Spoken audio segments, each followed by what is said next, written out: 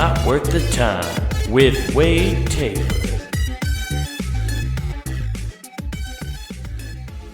What's up, everybody? Welcome back to Not Worth the Time. That's right, it's been 2 weeks and we're here. We're doing it. Why does everything look so low? Oh my God, let me turn that up for you a little bit. I don't know if that's working. Maybe it is, maybe it isn't. Maybe I just need to talk more, huh? Be a little louder, be a little more into it, and then maybe it would look fine on the waves. Anyway, you guys don't care about that stuff. We're here, guys. I love it. Back doing it. Doing a late night cast. It's fucking fun. I'm here. I'm a little annoyed. Not gonna lie about it. But what isn't new? Most of the time when I hop on here, it's about getting annoyed. It's about venting about some dumb shit that we all experience all the time throughout an everyday process. And it's mostly just picking apart other people's behavior problems. And boy howdy, are there an abundance of them lately. Ever since COVID happened, people got locked in. I don't think people know how to socially act. Either that or we're way more aware. Like, we were locked away from people for so long and didn't interact that now when we see bad behavior in public, because we haven't seen it in a while, it sticks out more.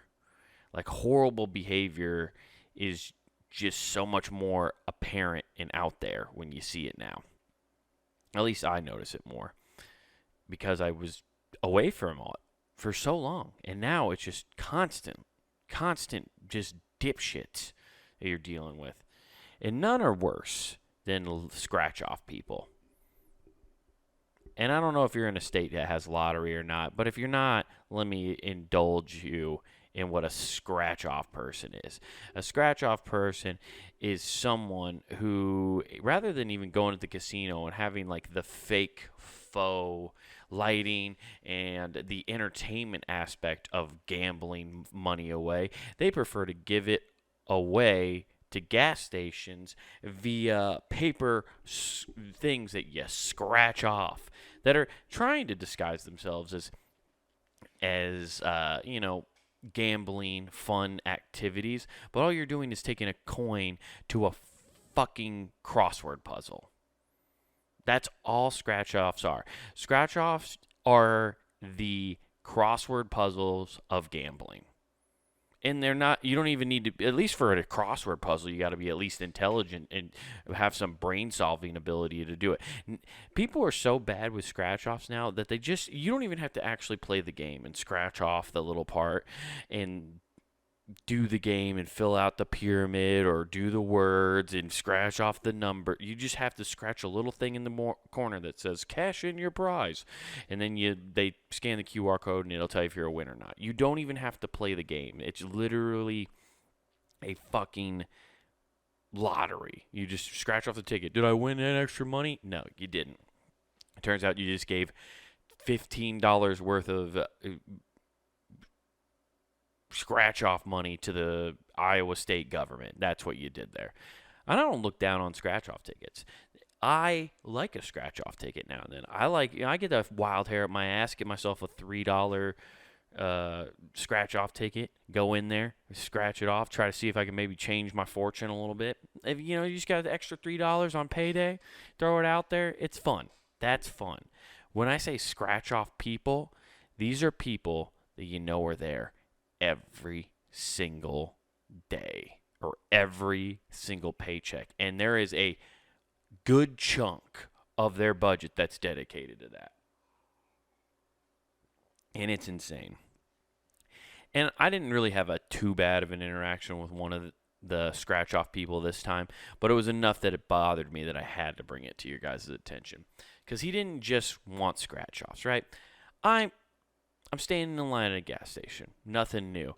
By the way, everybody, can we just ditch the 6 feet rule now? That's like a residual hangover from COVID right now. Is we still have lines spaced out ridiculously far. Everybody's like 6 feet away. We have created bubble, personal space. We have gone completely the opposite of how Asia handles lines. They're all right next to each other. There is no personal space. Here in the United States, everybody's still just getting way far away from each other, 6 feet, as much as possible. There is so much distance between you and the next person in line. And I think it's causing confusion within the line community here in the United States. I think we have a huge problem with the lines. And when I'm waiting in line, I'm spaced out because I'm too much of a coward to step forward 3 more feet. So it's just let's close the gap a little bit. I'm too much of a coward. I blend in with the crowd. I'm a sheep. I'll follow the herd and be way too far away from the next person in line so somebody could cut me if they really feel like it. But this guy walks up, and this person, this is also a residual of social distancing at this point, is this person's checking out, trying to scan their card and stuff, and there's the little display window right next of the scratch offs, right next to where this person's paying. And he comes over and stands right in front of that scratch off display and is looking at all the different scratch offs and like going through and trying to figure out what one he wants. And he's standing there. And at first, I thought for sure this guy was gonna try to cut me in line, which there was gonna be a problem.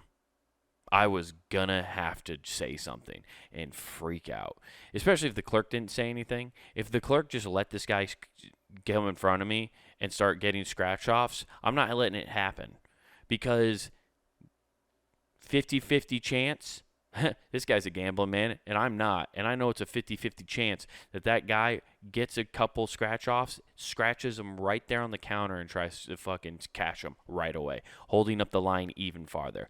I don't have time for this. Okay? I have to go to Aldi. I have to go to a discount grocery store. You got to bring your own bags in order to save 25 cents on an apple. Okay? And if I don't get there soon, I don't get the pick of the litter of the apples, okay? And then I'm stuck with the banged up ones. And you, because you wanted to get your scratch offs, I have to get inferior produce now. I don't have time for it. But he doesn't. He doesn't cut me, which is good. It's good. But he then does one of the more annoying things I've ever seen somebody who's waiting to do an addict thing. Gambling's an addiction, and this guy clearly had an addiction, and he wanted the line to go fast now because he knew he couldn't cut because then he'd be a dick, but he also knew he wanted his scratch off tickets.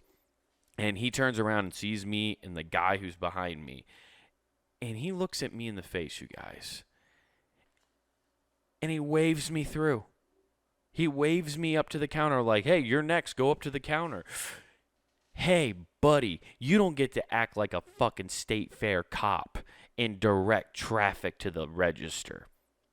No. Just because you have a gambling problem doesn't mean you have a fucking authority at the front of the cash register now to move the line faster so you can scratch that itch you got. It was furious. I wanted to elbow drop that man. Right there. He also had a mask on. He was still wearing a mask, which, you know what, I don't really have that big of a problem with. But the fact that I didn't see his face and I can't now see that guy out in public somewhere and point him out and be like, you're a piece of shit. Now I just have to know he's just this masked figure walking around posing as a gas station directional officer. It's insane. Just directing traffic in a gas station. Like, I didn't know I needed to go put my fucking slice of pizza and my Powerade on the counter and pay for it because I was next in line. If he wasn't there, my God, I would have been lost. I might have just walked out of the store and stole. I might have committed a crime if it wasn't for that man telling me, you're next, bud. You should go up to the counter. And by the way, if you have a spare dollar, could I have it? I'd like to buy $1 scratch off. No, I'm not helping you. Fuck those guys. God, I can't stand scratch off people. I can't. When I was working as an event coordinator, I remember one of the staff members, turns out I didn't know this because she brought in scratch off tickets to work. She would show up early from work on like paydays and have like 6 or 7 scratch offs. And before she was even on clock, she'd sit in the break room and play these scratch offs. And I was like, damn, did you win anything? And she's like, yeah, I just like to do it for fun and stuff like that. And then another manager who'd been there for like 20 years, she's like, no, she's got a severe gambling problem. It's like, it's bad. She is gambling her entire family savings away. Which, to each their own. You can't force people to get help, It is what it is. But hey, scratch off people, stop doing scratch offs. Just buy a lottery ticket like the rest of us, and that's your prey way. Or go start betting on the ponies. If you're gonna gamble, do at least something where you can watch and get some entertainment value out of it. I can't imagine you're getting that much adrenaline out of scratching a piece of paper. Or maybe that's just the scratch off ticket is the nicotine patch of gambling. Like, you're never gonna get fully over gambling, so now you just gotta you just got to go get a little bit of a scratch. You got to scratch that itch. And that's what scratch off tickets are. It's the nicotine patch of gambling. I just now figured it out. That's how they're getting over it. If you spend only $15 here and there, and you make, 50, $100 every couple months, you get a couple of what do you call them? You just get a couple of softballs. They just cost you a few bucks. Like, hey, you've been playing a lot. Fuck it, here's a couple of bucks, You're going to run into a few winners. They have to be. Statistically, they have to have so many winners. I think they're required to by law, which is weird because it's gambling. There is no guaranteed winning. Well, you have to give people a chance. Otherwise, you're not going to keep coming back. You're right. You're absolutely right. But it is weird. But yeah, scratch that itch if that's what it takes you. If that keeps you from betting your house on the ponies, then by all means, go buy scratch-off lottery tickets. I salute you. At least you're trying to be better than you were. You're trying to improve. But if your gambling addiction is scratch-offs, that's like your addiction is weed. That's like the bottom tier of gambling addiction problems is having scratch off problems. Yeah, I'm in Gamblers Anonymous for scratch offs. They would laugh you out of the building. I've been playing high stakes Russian roulette for 19 years. It's crazy that I'm still alive. And meanwhile, this other guy's like, oh yeah, I lost like $200 on scratch offs this last month. This guy's like, I've come close to blowing my brains out in Chinese opium dens for the last 17 years, and you're going to come in here and tell me about scratch offs? Get the fuck out. Yeah. So, it is what it is. I don't know. Just stop doing scratch offs. That's all. Let's just kill that. Let's just kill that and get over it. But that's the thing I brought to the table, guys. Can you believe I rambled for 10 minutes about that? That's insane. I shouldn't be able to talk that long about something that stupid. But here we are. We're doing it. I think we all have stupid thoughts like that, though, where we just break down into it, and they happen more often than not in the shower. You guys know what I'm talking about, the shower thoughts. We all have shower thoughts. I love a good shower thought session. It's where you come up with some good ideas. And everybody has good arguments in the shower. You come up with the banger arguments. What sucks is when you have that thought where it's like what do you call it? It's a comeback that you wish you would have had for an argument 20 years ago. And then you're like, damn, I should have said that. Which is crazy because you've been hanging on to that for way too long. But turns out, finally, scientists may have figured out why your best idea comes in the shower. They figured it out, so we're going to figure out what it is now. It is truly universally acknowledged, yet little understood. The great epicent arrive in the shower. There are entire subreddits dedicated to the effect. Oh no, I didn't vet this article at the beginning, guys. We're going to have a lot of Reddit sources, which is going to make this an even more fun article to read. I didn't realize it was Redditors that they're getting after here. Okay, so why does this hot and steamy environment seem to brew such interesting thoughts? For years now, scientists have been arguing over the so-called shower effect and why it occurs. Now, two new environments have helped clean up some of the foggy findings. The latest experiment, led by Irving, Zach Irving, who studies and teaches the philosophy of the cognitive science at the University of Virginia, and they implied that the unwavering conditions on the task may be the enemy of creativity. Uh, Instead of mulling over problems until it is solved, the findings suggest that you are better off taking a break and partaking in a difficult task that is mildly engaging, such as showering. The environment allows your mind to wander freely without purpose or direction, uh, with some contrast. Okay, as thoughts drift apart, researchers think that you are more likely to come up with something clever. Dude, that makes the most sense in the world. That's why I like a lot of that's why a lot of writers, some of your most famous writers, I believe like Hemingway talked about how he would go on walks, which is a mindless kind of task. You just kind of keep your feet going and you're out looking around at stuff and your brain's wandering and you just kind of start clicking and things snap into place. That makes total sense. You're just doing mindless, not mindless, but just small engaging tasks because then your mind wanders. That's what happens to me constantly, like doing dishes or taking a shower. Those little tasks are when my brain starts clicking into things, going, "Oh, okay. Well, I didn't think about that for this." And a lot of times, of course, for me, it's jokes, but who gives a shit about that? Um, that's why there's always those stories about how famous inventors or physicists, they always tell the story about how did you come up with the theory of relativity, Einstein? Well, it turns out I was washing my dog. I was giving my dog a bath, and all of a sudden I solved it, and I ran out of the room and ran straight to the university and started doing calculations. It's always a story about them doing some meaningless task, just some minute chore that they have to do, and that's how they came up with the idea. It happened. You hear that story constantly. Okay, let's continue on here. Um, an entirely an entirely boring task, on the other hand, it doesn't seem to constrain your thoughts enough to generate creativity. You're more likely to get distracted and keep thinking about the original problem. Yeah, so it has to be slightly engaging. You got to find the sweet spot where your brain's got to focus just enough not to fuck it up, and you got to be on top of it to not being so bored. You got to find the sweet spot.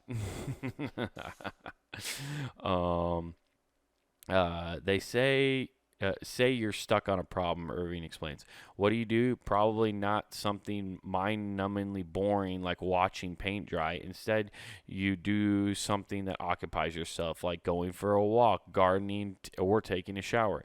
These activities are moderately engaging. Historically, the environment of the shower effects have produced inconsistent results. Some studies have found that undemanding tasks lets your brain wander and allows creativity to flow, but other studies have failed to replicate those findings. Irving thinks that is because of the flaws of the experimental design. Many past studies have conflated mind wandering with boredom, when in reality, the generation of unusual ideas may require a substantive balance between free thinking and focused thinking. That makes sense. I mean, I have no way to compare that and make it and dumb it down. That's half this podcast is me reading something and then breaking it down. I'm like, oh no, this is how I'm interpreting it and thinking, making it dumber so I can digest it. I'm never dumbing it down for you guys. I'm dumbing it down for myself so I can explain it to my to my brain later. Anyway, but that makes sense to me. Uh, Especially wandering mind with boredom. It's That's like a societal thing in a lot of ways. I think I've been thinking about that a lot lately on how schools kind of beat the daydreaming out of you and like your creativity and your wonder. School always kind of felt like it was suppressing that for me anyway. I was a daydreaming kid, and I daydream a lot. Like math is one of those things where I definitely start like if as I do math, I can sit there and still do it, but my mind starts to wander and I start thinking about a thing. I do that at my current job. Like I'm kind of engaged. I'm doing the stuff and I'm paying attention to it, but my mind is thinking about other things and I start clicking and stuff, and then I kind of get distracted.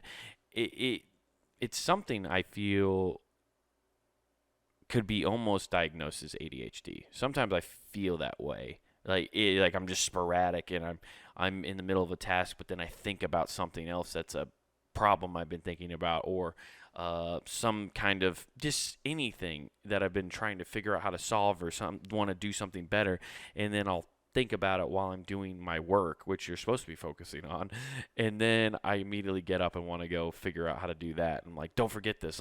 We have to remember this, and I kind of just start going all over the place.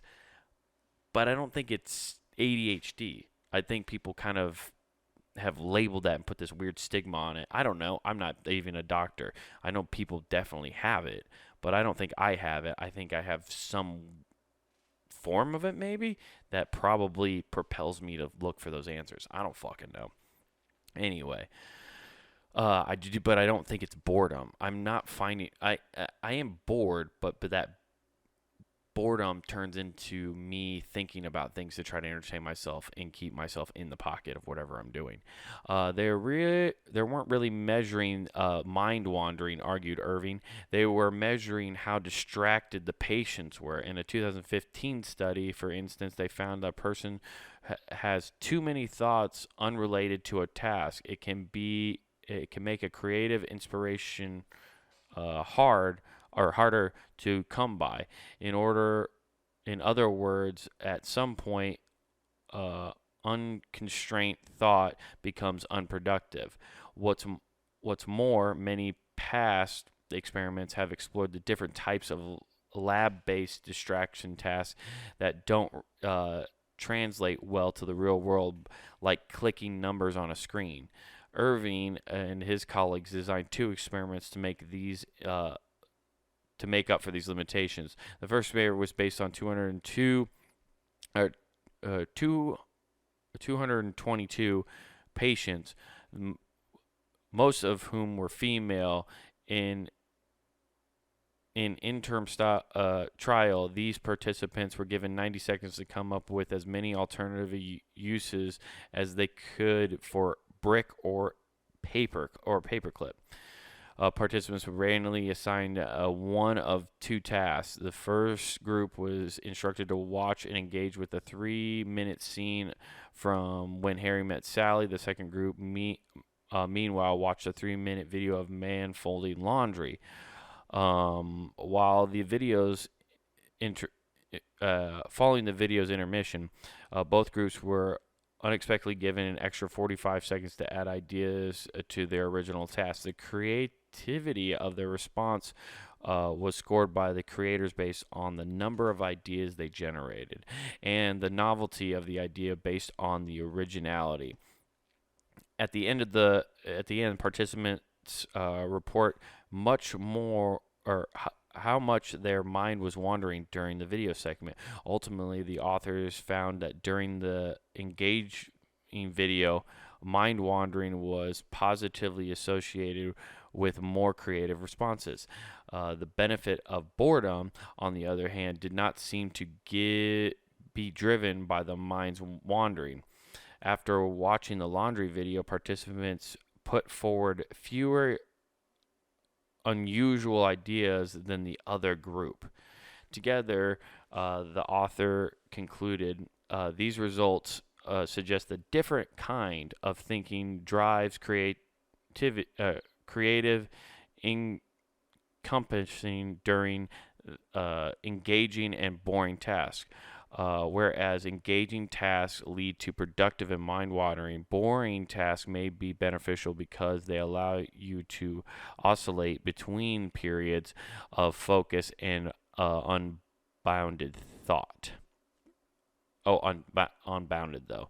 The second experiment repeated the first experiment among 118 participants at the time. One half of the group was specifically told that they would be returning the original task after the video, while the other was given only a vague induction into what might occur. After the participants reported how engaged they felt in the video, the results of the second experiments support the central findings from the first experiment, namely that it suggests that the mind-wandering or free-moving thought facility was